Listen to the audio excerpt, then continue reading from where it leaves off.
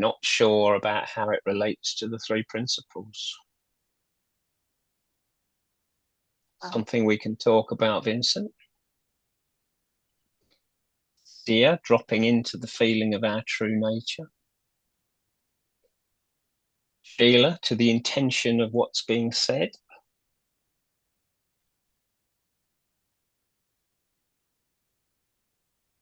Being present with attention and concentration. Dropping into a spiritual instead of predictive relationship, connection with another human. They're all very cool. They're all very cool. I'm quite impressed. I'm quite impressed. So for me, if you don't mind me kicking off. You go, Stef. When I first came to the principles, I didn't really know what the principles were. I'd read some books. I didn't really understand them. If I'm absolutely honest, I just knew there was something there that seemed to resonate. And I had gone to an NLP convention when Michael Neal was doing a keynote speech. And Michael, I found out later, was quite nervous. He decided that what he'd do is, instead of try to explain what the three principles were to an NLP crowd, he would get them to do an exercise, which was called the listening exercise. And essentially, he got two people together and he got them to listen to each other in different ways. And then he got them to listen to each other with nothing on their mind. And then people talked about how it felt. It got people to see how much thinking they were having when they were talking to another person, or when they were supposed to be listening to another person. Got them to see, how much arguing they were doing in their head, or how much agreeing they were doing, or waiting for the space for them to be able to talk. And for me, I got the sense of being able to listen to somebody without my usual stories, comparing myself to them, and without judging them, without having an agenda. So I came away quite interested, because when somebody was listening to me and they were listening with a quiet mind, they weren't judging me, they didn't have an agenda, it felt so much better than when somebody was listening to me with thinking. Not only did it feel good, but the fact that they weren't interrupting or trying to fix or whatever, it allowed me to make sense of my own thoughts. I'd start something with an intention and I didn't know how I was going to finish it, but because I wasn't being interrupted, eventually the dots joined and something came that I hadn't realized before. And I know Michael calls that listening to people in a way that makes them smarter. So there were all these new things that I was learning about how to listen to people I've never ever experienced before. It also really taught me how much thinking I was having all the time and how that was getting in the way. And to cut a long story short, and I've told this story many times, but I decided to try this thinking, listening with nothing on my mind on my dad. me and my dad had historically had a very bad relationship. I had 1,000,001 stories about him in one way or another, uh, historically being a bad father or whatever. I had a lot of judgment. And I decided to try not listening to my stories and see what would happen. And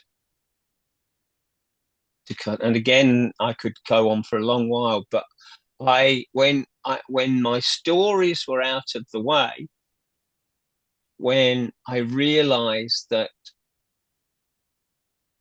my father wasn't his behavior, when I could feel that his anger and his temper had more to do with the fact that he was terrified, he was ill, and he would eventually die, but he was terrified.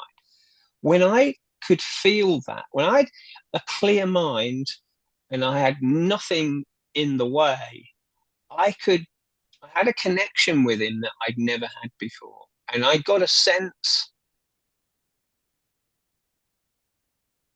from him because he never admitted it, but I could see how afraid he was. He was afraid of going to hospital and never coming home again. And the minute I felt that from him, the minute I absolutely saw that, my whole feeling about him changed. All of a sudden, it was like I met him for the first time. And not only that, I just fell in love with him. I had so much compassion for him. He was like a little boy. And our conversation, so the next hour or so after that, he slowed down. He slowed down because I was present with him, because I wasn't trying to fix him, because I was just listening to him. By the end of the conversation,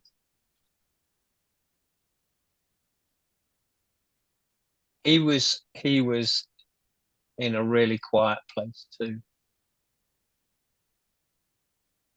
And there's a Buddhist saying that, you know,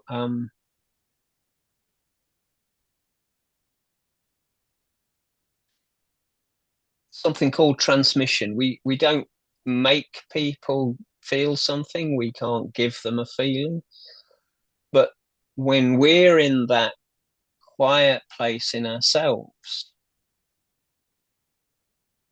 when we're touching our own essence, then that wakes that part up in them. And I absolutely witnessed that happen with my dad. By the end of the conversation, he said to me, I didn't know you could love me so much. And he'd never used the word love with me at all. So that particular introduction to deep listening was really what set me on the path to learning a lot more about the three principles and eventually becoming a teacher and a mentor and a coach. It kind of set my direction for life from there on because I had had such a direct live experience of what deep listening and understanding the principles can do, how it can transform. This is why I keep banging on about it because for me, it was the gateway to a much deeper feeling and a much deeper life and much deeper relationships with people that I know. and more understanding and compassion for people who don't have the same experience as me, who don't really want to look in this direction, but are still suffering.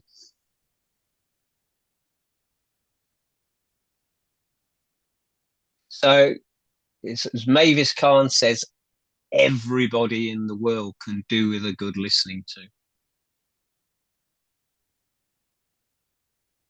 Because we just don't get that in our daily lives. We just don't get the gift of being listened to without judgment or agenda.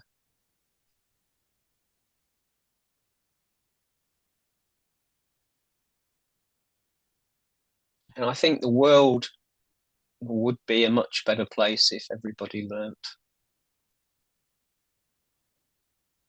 what it means, what it can do. If it can transform my relationship with my dad, then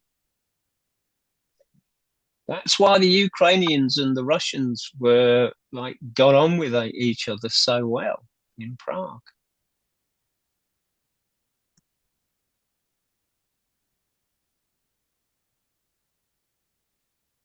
Okay, I'll shut up now. It's great, okay, Laurie, Stef. your bit. Yeah.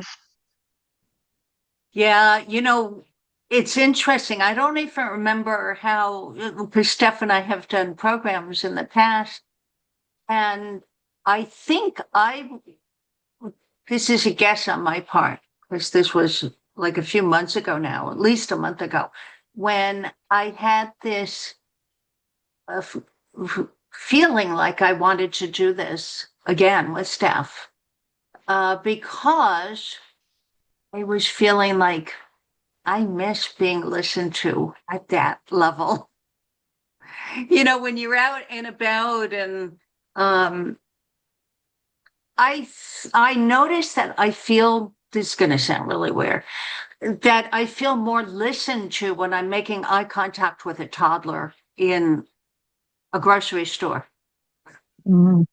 I mean, there's no words spoken, but there's a feeling of, wow, there's something inside that little being that touches a place inside of me, because we're all so used to listening. We're in a hurry. We've got stuff on our mind, and we're listening through our own belief system without even realizing it. There's such an innocence to it. Myself included. It's so easy to listen through, like Steph said, my own agenda or my judgment. Ooh, that's a big one. Gets in the way. And boy, there is a whole different connection when you're just listening to understand where the other person is coming from, how they see the world around them, how they see life around them, how they see other people, how they see themselves. And it has nothing to do with agreement or disagreement. It is completely neutral. We're the ones that put the agreement or disagreement or judgment or analysis into a completely neutral conversation. That just blows my mind. So how does it relate to the three principles of mind, thought, and consciousness? I see the principles as a way to explain how we take formless spiritual energy and bring it into the world of form. So the principle of thought is the ability to think. And every one of us has a stream of thinking like a ticker tape all day long. It's how they know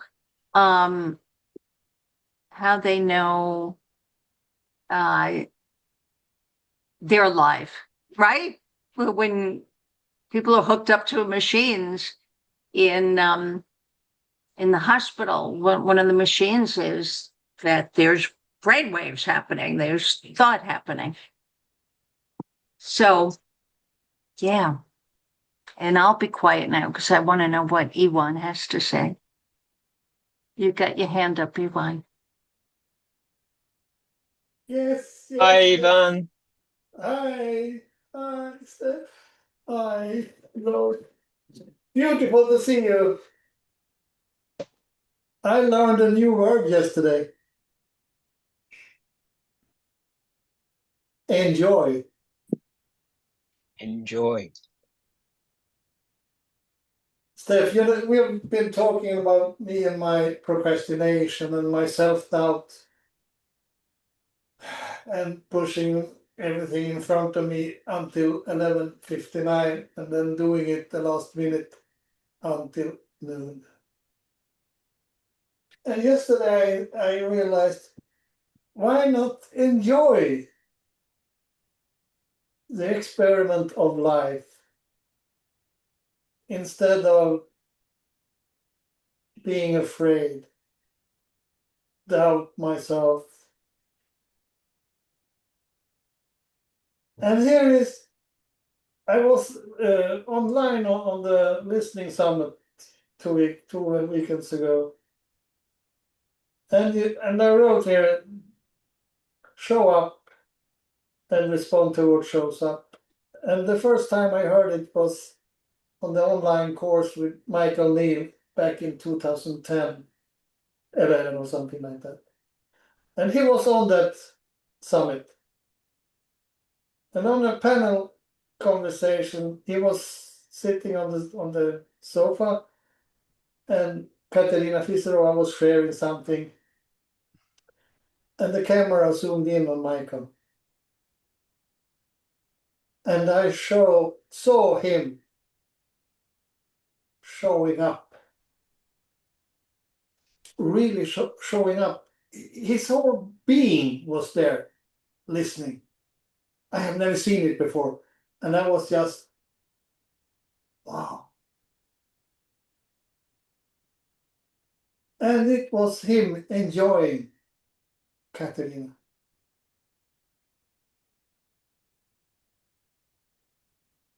Enjoying our fellow human beings sharing, talking. Well, I'm going to enjoy from here on. That's what I learned yesterday. Enjoy. Beautiful. Beautiful, Ivan. Thank you. Thank you. You listen deeply inside yourself, is what it sounds like to me, that you saw something inside yourself. Yeah. So isn't that cool that it's like a two-way street? We can listen to other people in a deeper way, always. By the way, there's always deeper depths. And I'll explain what I mean by that in a minute. But we could listen to ourselves without the judgment, without the analysis, without the noise, just listening to what's pure within us without judgment. That sounds like what you saw that showed up as the word enjoy. Just enjoy the moment with whoever you're with, if you're with yourself or with another. Yeah, it's like a different world. So I was There's going to come some back to something and I don't remember what it was. To you, Steph. Listening to yourself, maybe. I don't know. I was just as Ivan was speaking, it occurred to me, why don't we enjoy more? Why do we have this feeling of I should be doing this, I should be doing that, I should be better at this, I'm just not good enough? Now I go back to my time at the beginning of the principles, and this is This is one of the links to the principles that I think is important. What turned the page for me was I would hear,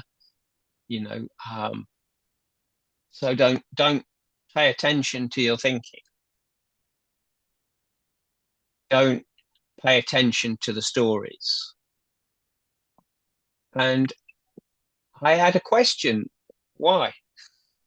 Why shouldn't I? Because I'd been used to living my life as though all my thinking was true. Used to living life as though my thinking was an honest interpretation of the world around me. And when I didn't do it right, I would berate myself. And when I thought I'd done it right, I would congratulate myself. And I thought that's how it worked. The moment I began to see that my thinking of my dad, say, for instance, he was a very challenging person to be around. He was very angry most of the time, disciplinarian, little bit racist, of his generation. So I had all these judgments of him. And when it came to me having a conversation with him where I was not paying attention to those judgments, I really looked deeply into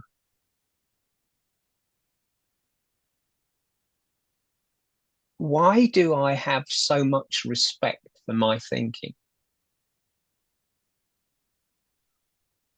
Why do I believe every thought that comes into my head?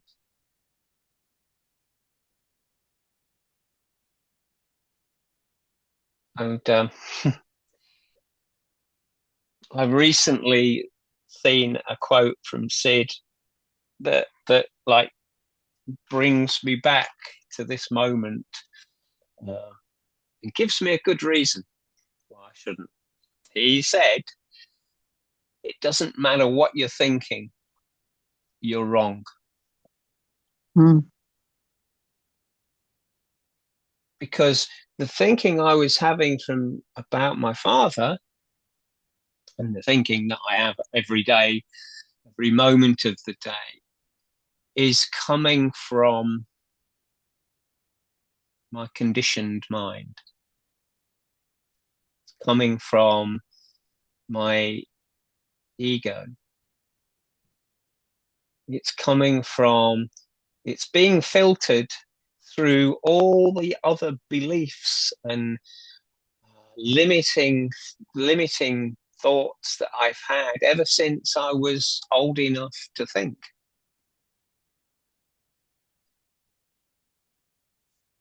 Sid would say there is no such thing as absolute truth in form.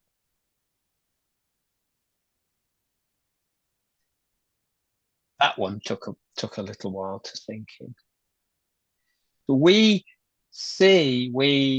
experience an interpretation of the world around us and the people around us and the behavior of the people around us and ourselves. It's an interpretation.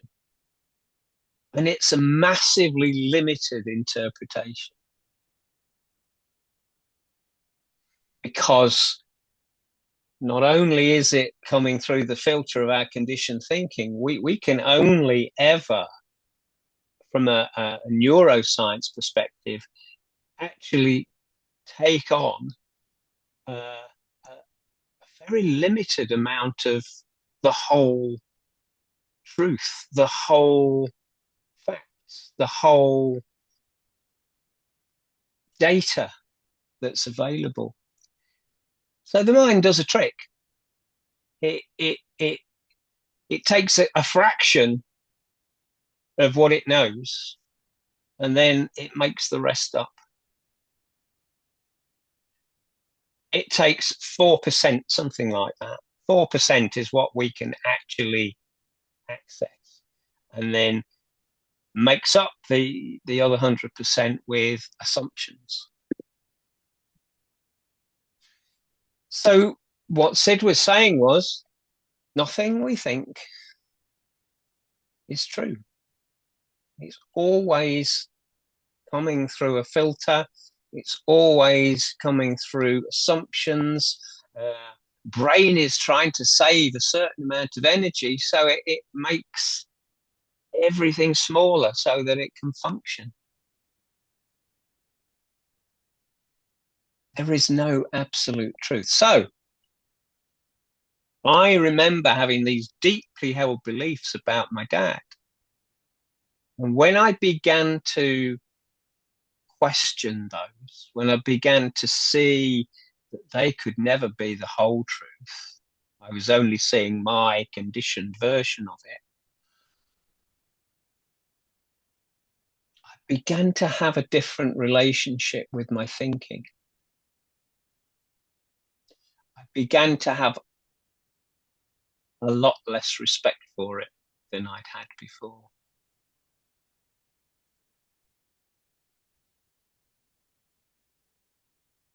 And that's where the link is for me with the three principles, is that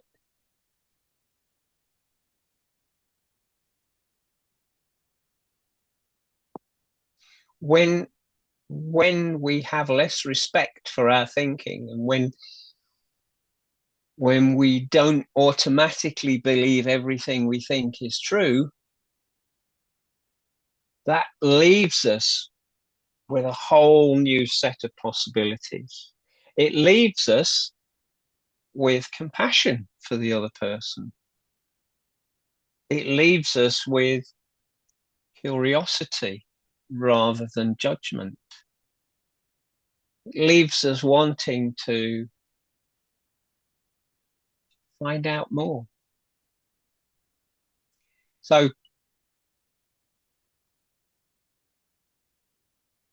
that to me is the key. When we can have a different relationship with our thinking, not necessarily believe it, because other people's behavior, like my dad's and mine, are not who we are. When we meet people on that level, when we can see beyond our own thinking and other people's thinking, then we begin having a conversation soul to soul.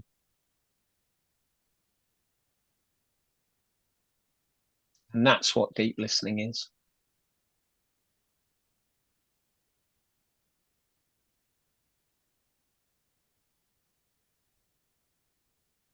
Don't believe your thinking.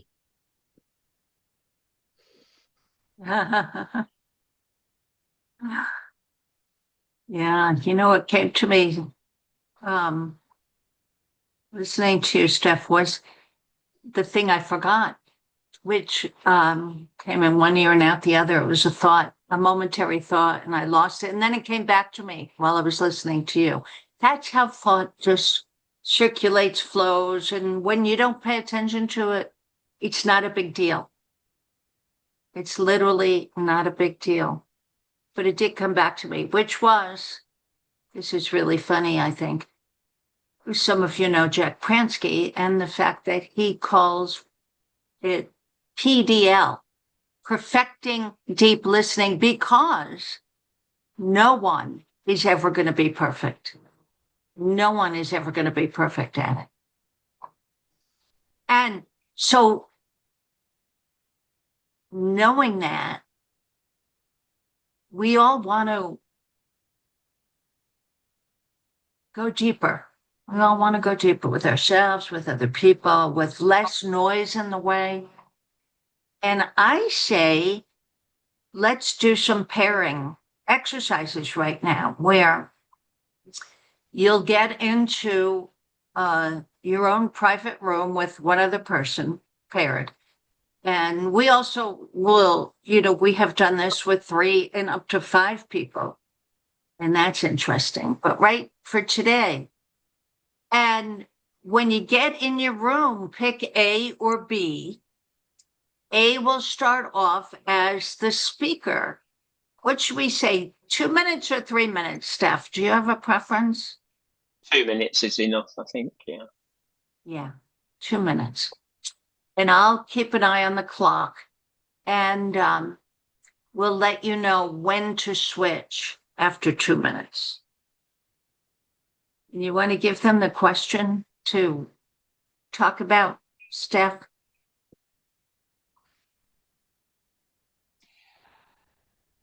Okay. I want you to talk for 2 minutes on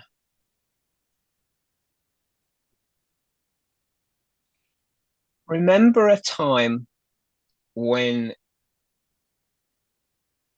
somebody listening deeply to you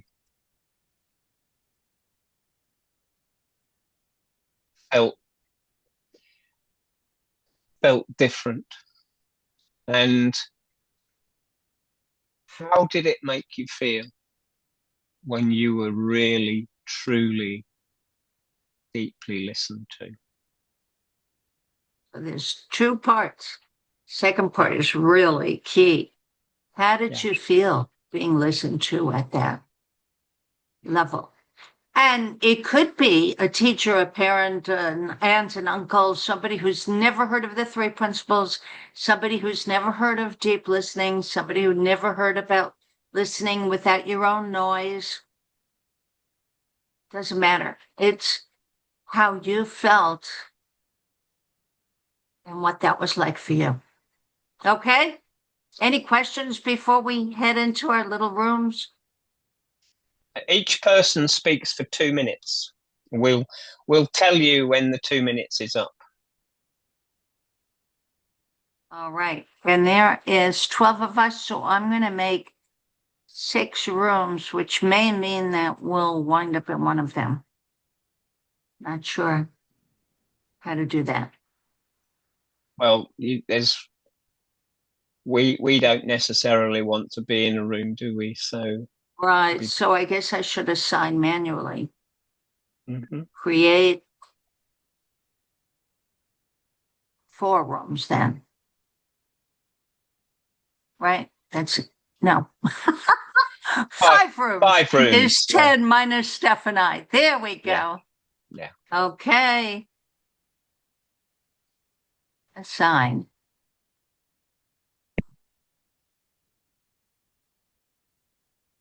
Did you want to speak before we do it, Ivan? No? Good.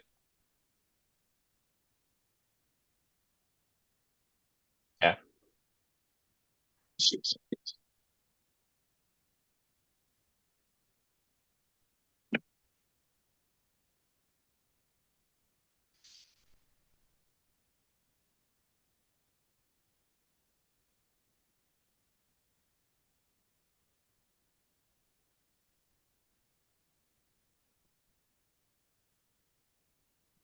Okay. You should all be in open all rooms, I guess. Have fun, everybody. Mm-hmm.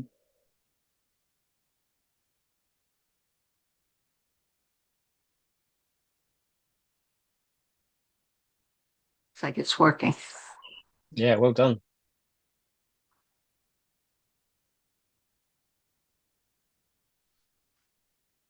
Yeah. Okay. Well done, Laurie. Well done. Brilliant. Brilliant work. Okay, 2 minutes. It's now 1:44. Okay. Isn't this fun? I just love this. I love doing this. They're a lovely crowd as well. They're a lovely crowd. Yeah, yeah, yeah. Yeah.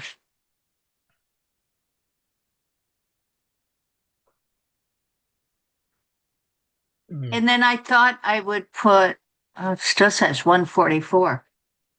Boy, it goes slow, right? When you watch the clock, it really moves slow. I've got a little timer on it, so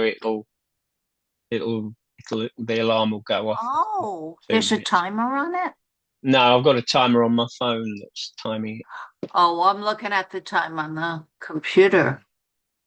It's bizarre. It still says 1:44. What are we doing this? 45. Is this an hour, or is this an hour and a quarter, an hour and a half? You know, Well, this. we left a little bit of time. It's really set for an hour. And the most time I have is an hour and a half, and then I have to hustle to my Okay. dentist. I have a Okay. dental appointment. Well, let's keep it at an hour then, if we can, or just over if people want to talk. Um, Yeah. I think there's some good stuff here, Laurie. I really like what you said. Really What did like I what say? I like what you said about the form and the formless. I think it's nice to bring people Oh, back to that. oh, cool. Okay. Okay. So how do I let them know? Shoot, broadcast. Yes. Um, broadcast message. Switch.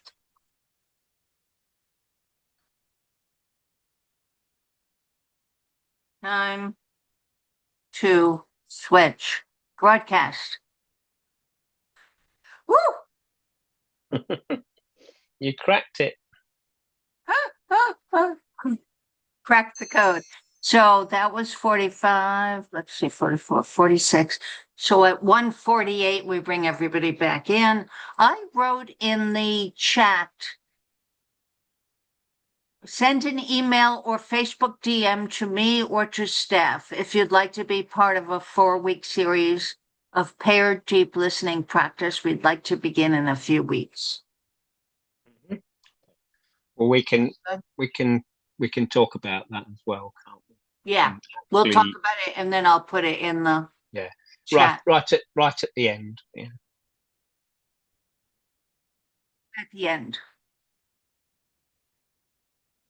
We'll let Okay. them we'll let them unpack what they've talked about first, and then Yes. right at the end we'll say what we're planning. Right at the end. You got that right. Yes.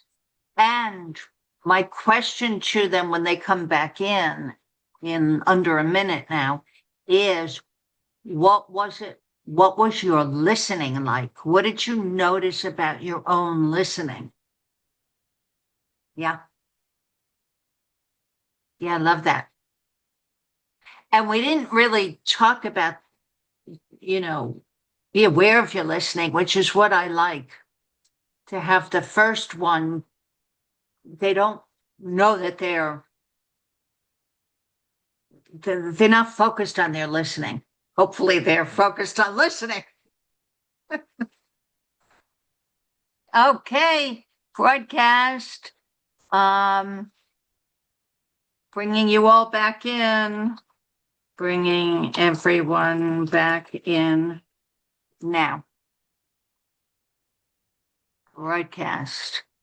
And how do we get them back in now? I have no idea. It says join. Do I do join? I don't know how to bring them back in. Close all rooms. Okay. That sounds Hopefully about that right. means they come back. All So, participants will immediately return. yeah. Well done. Well done. Thanks, Elaine. Yeah. We nearly didn't know how to bring you back then. gonna be Close all lost. rooms. Oh no, what does that mean? Big red strip. Close all rooms. I don't want to lose everybody. Gonna be locked in cyberspace forever. We're locked in cyberspace. That's funny. So, gang, here's the deal. Raise your hand, digital or, just your real hand, if you want to share what it was like to be the listener.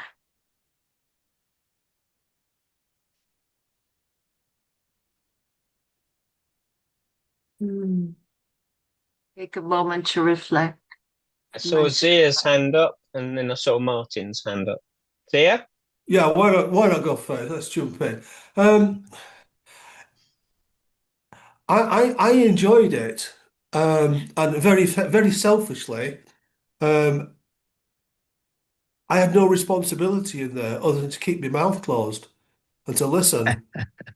That was really good, Hmm. uh, because yeah, the fact that there's nothing to do, there's nothing to think about a fix or to be able to be as clear as possible was just nice and relaxing, and I'm able Yeah. to enjoy what was being said to me. So it's a lovely Yeah. space to sit in It's and to like be a. in. I heard it described as a mind spa, Martin. Yeah, yeah, that's Yeah. great. Yeah. Yeah, and just Yeah. to be able to listen to what Sharon was saying and Yeah. enjoy it Yeah. with no responsibility other than to Yeah. keep your mouth closed Yeah. and your mind as blank as possible. We make it such hard work, don't we? Oh, that was I really need to. I, difficult. I need to think of something to say. I need to find a space to say it. I need to. Yeah, Yeah. yeah. We don't have any of that. We just kind of sit there and let it wash over us. Yeah. Yeah. Brilliant. And then obviously at some point something may occur to say in a different exercise. Yeah. And Yeah. Yeah. I like the fact that it's going to pop up if it pops up. Yeah. Yeah. Or not. Exactly. Yeah. Exactly. Perfect, my friend. Perfect. Perfect. Beautiful. Zia. Yeah, well, I just had the privilege of listening to Stephen for a while, which was gorgeous because there was a point where, as he spoke so beautifully about a time he'd been really listened to, his whole being came alive. Like there was just the most beautiful energy of Stephen just feeling it, and it was just a privilege to go, wow, wow. It was just lovely. I would not have seen that unless my mind had been quiet enough to see it. Yeah. And yeah, just stunning. And I just love the fact that people say, you can't connect on Zoom, and it's simply not true. You really can. You can feel the energy across the Zoom call as if, Absolutely. most Mm. definitely. So yeah, really lovely to see. I want to thank you for pointing that out, Zia, because what a lot of us don't appreciate when we talk about deep listening is the fact that we're listening on a deeper level. We're listening, like I was saying earlier, soul to soul. So it's not a it's not a word, it's not like Sid said, beyond the words. It's not beyond the word. It's beyond the words, not the words. It's beyond the intellect. And it's a feeling. You described a feeling perfectly. And that's what's available to all of us in every conversation we ever have. Regardless of how the other person is speaking, we can pick up on so much more information than is available through words. And I love that, Thea. Thank you. Yeah. So cool. Beautiful. Who's next? I love doing these. Mm-hmm. Love hearing from everybody. There we go. Stephen, Yeah, your turn. I'll share on my experience. I think for me to listen to I really wanted to listen, so it got me out of my head just for that for however long, a minute, or we didn't time each other. I said I gotta listen. Like I knew the intention was to listen, for the purposes of this module or breakout room. So it got me out of my own in the moment, or I didn't even realize it was in the moment, out of my own. Because normally I'm in my thinking, what should I do next? I'm thinking about my problems, or what am I going to do an hour from now? And I'm aware that try to listen. I'm just aware to try to listen. What I'm taking out of this workshop so far is not to listen with my own agenda. However, I'm human. I don't think on this plane, I don't know if that's realistic, but I'll just say this shortly. it was good to be able to get out of my own head and try to get more present and listening. And I think that's something that I appreciated out of it. Got me out of that. Ugh, what am I? Because that just brings me to the negative energy when I'm so caught up in my own. What am I doing in an hour? Or what to do? Yeah, The yeah, to do list. I'll yeah, pass with that. Thank you. yeah. And how did Great. that feel, Stephen? How did it feel not having to? Oh gosh, I guess I'm not. I'm present where I'm not feeling. That's good, but I would say inspired, maybe energized, more alive, connected, connection. I'm throwing those out there. Yeah. Beautiful. I love it. I love it. Thank you. Cheers, Stephen. Love Yeah. it. So cool. Yeah.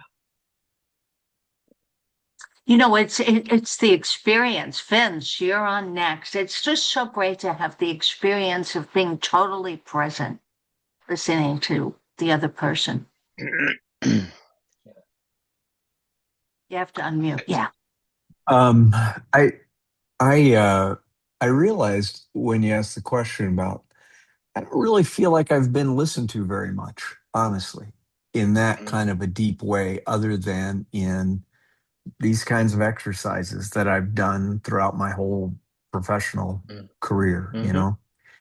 Uh, so what came to mind for me was I that I described to Janine that listening for me has become like a kind of meditation. And I don't want to make like some big deal out of it. Okay, this isn't precious and ooh.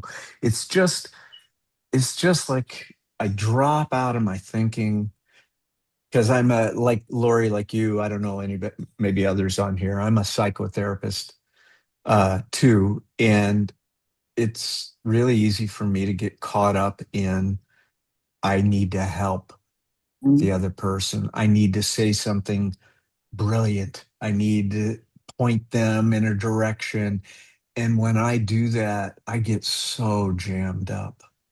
So, it was lovely to get reintroduced or reminded, Yeah. hey, you don't have to do anything but just like shut up and listen. Mhm, mhm.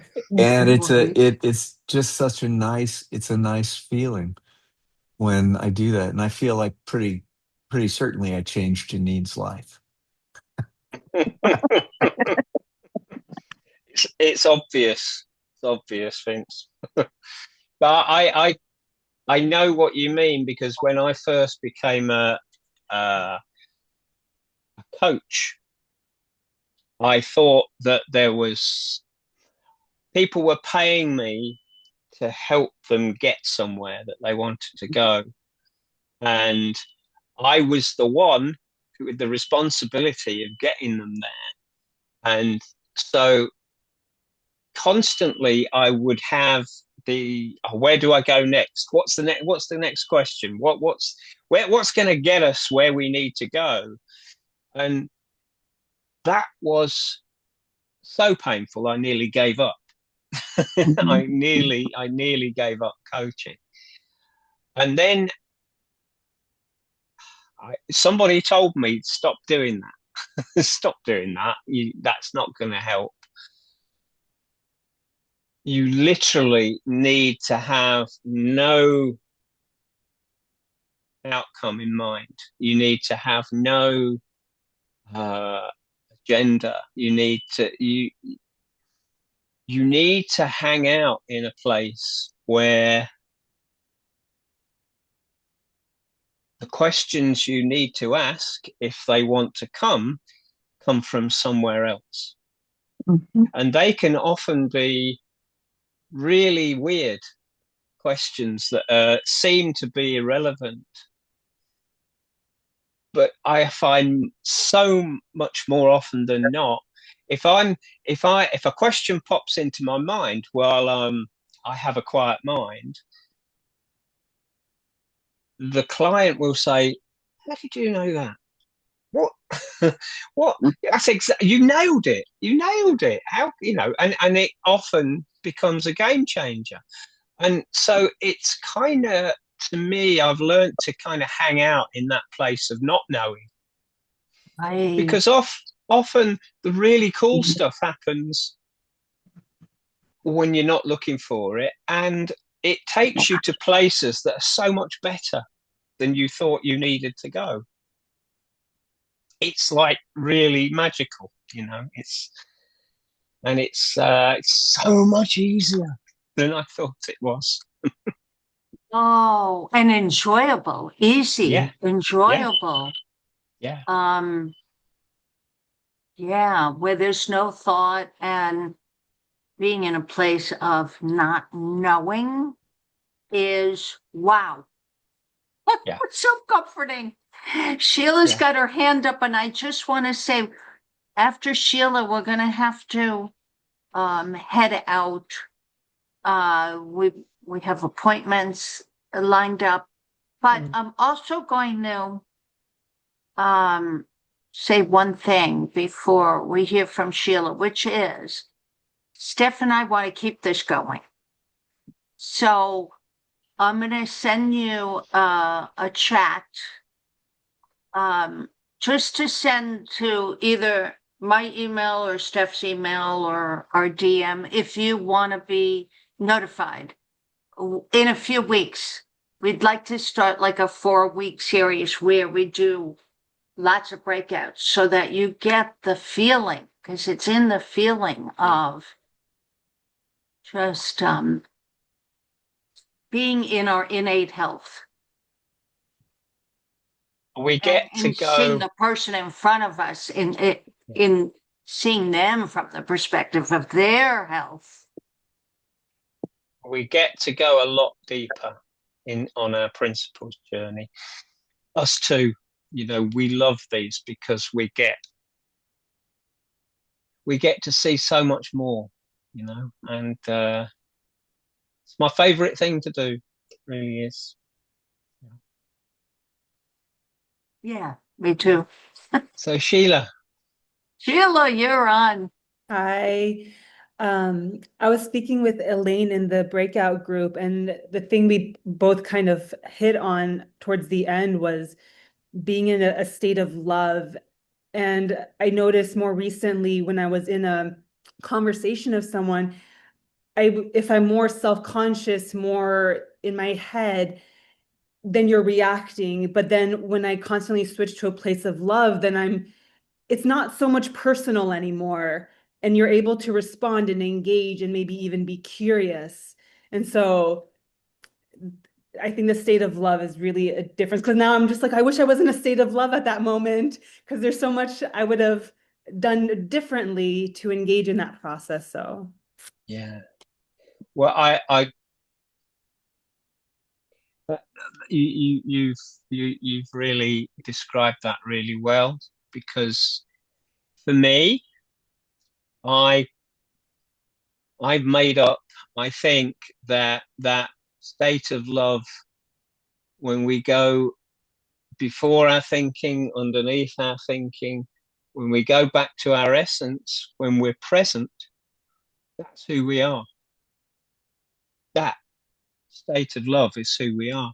And all the, you know, the kindness and compassion and inspiration comes from that deeper place.